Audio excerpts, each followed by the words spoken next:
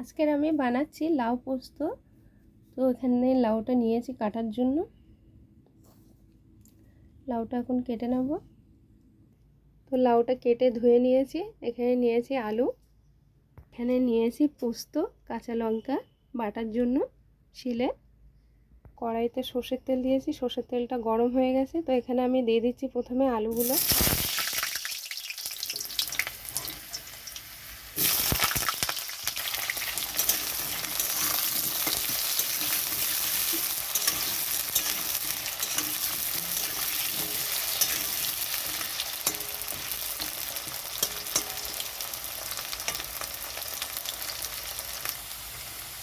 তো আলুটা একটু ভেজে নিয়েছি।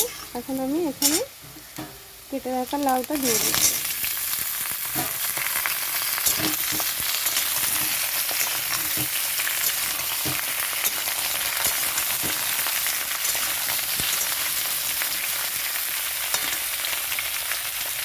এখানে আমি পরিমাণ মতো নুন দিয়ে দিচ্ছি।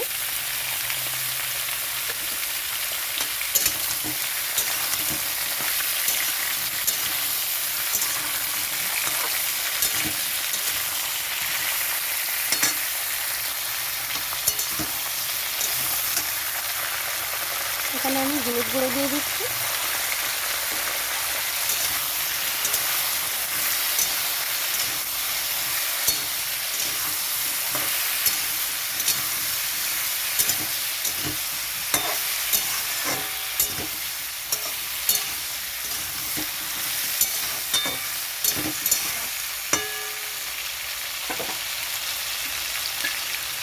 এটা সিদ্ধ হওয়ার জন্য চাপা দিয়ে রাখছি, গ্যাসটা কমিয়ে। তো চাপাটা নামিয়ে নিচ্ছি। চাপা দেওয়াতে সিদ্ধ হয়ে গেছে, আলু সিদ্ধ হয়ে গেছে, লাউ সিদ্ধ হয়ে গেছে। এখানে আমি আলু দিয়েছি, আপনারা চাইলেন আলু নাও দিতে পারেন।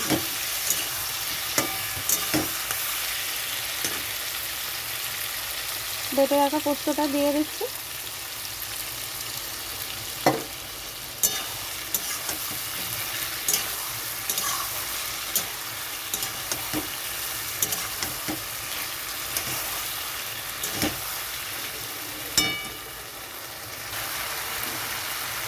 পোস্তটা কষানোর জন্য এখানে একটু জল দিয়ে দিচ্ছি পোস্তর বাটিটা ধুয়ে।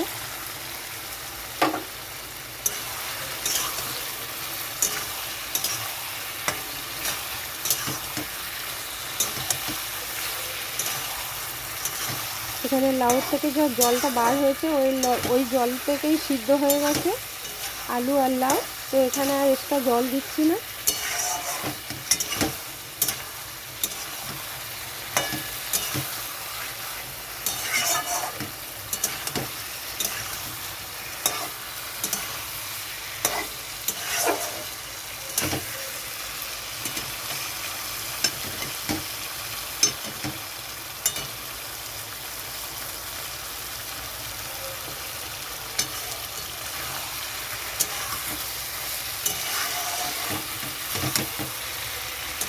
পোস্তটা দেওয়ার পরে ভালো করে কষাতে হবে, নয়তো পোস্তের একটা কাঁচা গন্ধ থাকে। এই কাঁচা গন্ধটা চলে যাবে, ভালো গন্ধ ছাড়বে, তখন জানবেন হয়ে গেছে।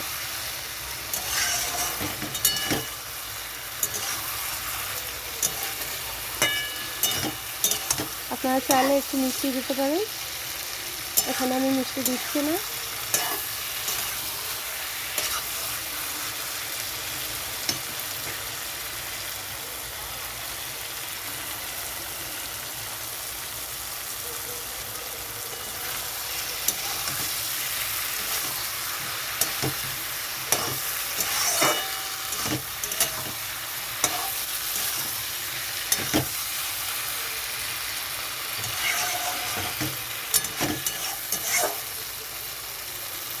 ভালো গন্ধ ছেড়েছে, তেল বার হয়ে গেছে।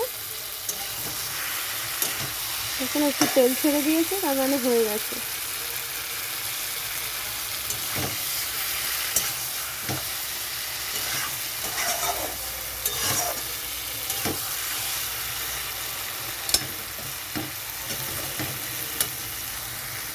তো নামিয়ে নিয়েছি।